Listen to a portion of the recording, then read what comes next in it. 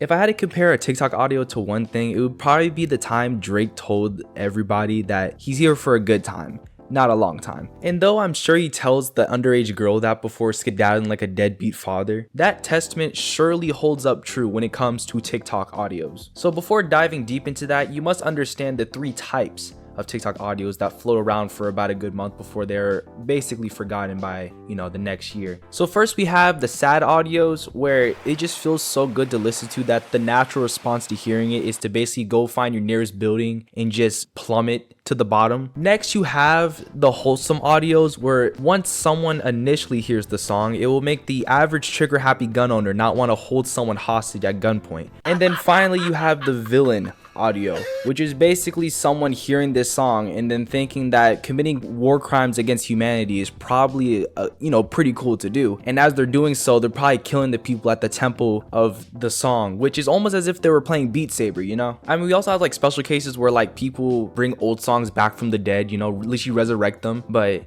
we're not talking about that. That's like a really different type of video, but that's not what this is about. All right, here we go, man. First stage, going viral. All right, here we go. So you have 3 options you can choose from to basically start off. You can either go on TikTok, which is honestly like the main option. Sometimes they'll just make an account and then, some of their shorts go viral and then boom, your music audio is basically climbing. The second way is Spotify, which is, the traditional way, I would imagine. People don't use SoundCloud, right? Like to blow up, that's dead, right? I just want to make sure. I just feel like SoundCloud's like the Blockbuster of the music world, so I'm not too sure on that one. But anyway, if you want to know if your song is going viral, here are some key things to look out for.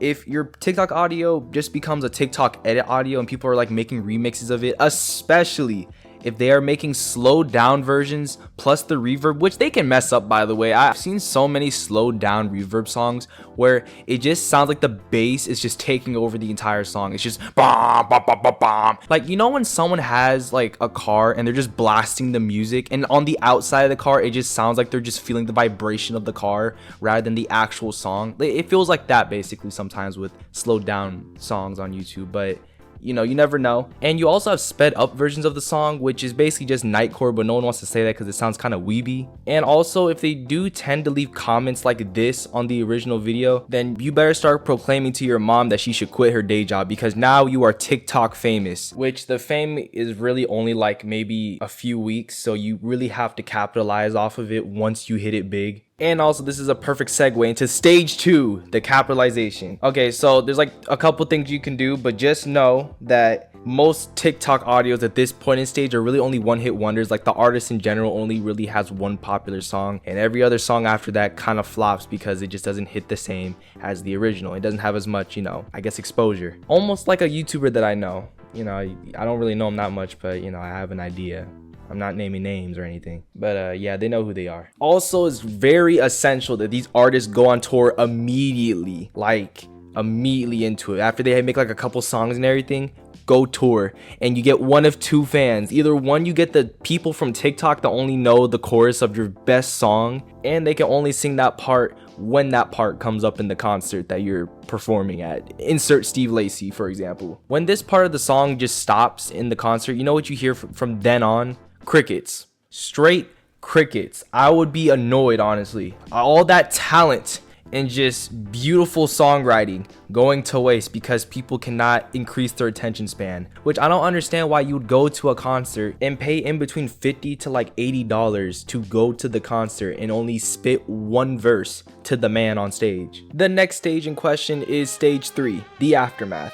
Now, once you're at the top, you must go back down to whence you came, TikTok, once again. So after your tour and your, 10 minutes of fame on TikTok, you must now, I don't even know what you have to do. You're basically scrambling for scraps at this point if you can't, keep the momentum going. So what you do instead, right? You go back into the TikTok.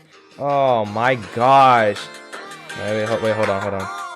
Yeah, I'm recording a video, man. Oh, I'm sorry. No, you're not. No, you don't get it. This is important. My viewers need to know about this. This is like important stuff. About what? It's about like TikTok and like their downfall and stuff. Okay, so you have time then. All right, that's nice to know. Wait, what do you mean I have time? Oh, well, you have time. Time for what? 6.5 hours later. All right, sorry, got sidetracked. We're back on top now. Okay, so you go back into TikTok, right? And basically, you gotta either do one of two things. Either one, you make like these videos where you're basically playing the song like in a public place. Like for example, Jake, when he had Golden Hour, he would just play the piano of the same song in public places and stuff. And people were like enamored and like, you know, adored him for that. And then sometimes you can, you know, hire a musician to come in out of nowhere to play the song with you, and it's totally not staged, right? The second method I would say is probably meming your song. Like whenever you post a meme on that account, you gotta have like memes with the background noise being like the most popular song you've produced. If you do that, you can at least ride the wave for a little while longer before just plummeting down like, you know, the house market in 2008. But also be wary that whenever you see that artist start doing that type of stuff, it is usually an indicator that their, you know, monthly listeners are starting to kind of dwindle away, and they have to recreate the same magic that was originally made when their stuff popped off the first time. It's a sad thing to see, but it's kind of like what Buster Scruggs said, where, you know, you can't stay top dog forever. And finally, stage 4.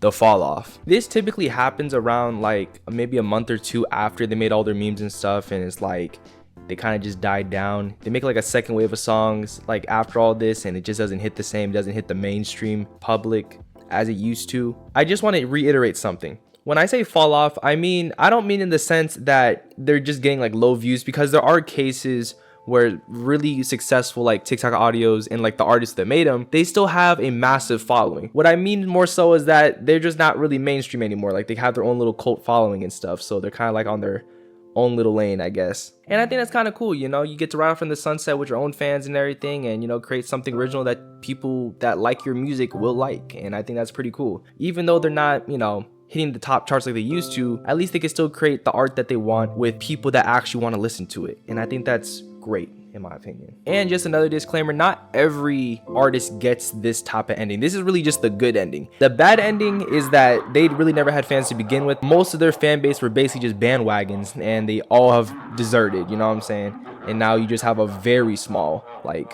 following. But overall, I think falling off is both a blessing and a curse at the same time, in some respects to like other artists. Some are worse than others, but you know, you live and learn. Yep, and that's really all I got. Thank you guys for watching, and I'll see you guys in the next video.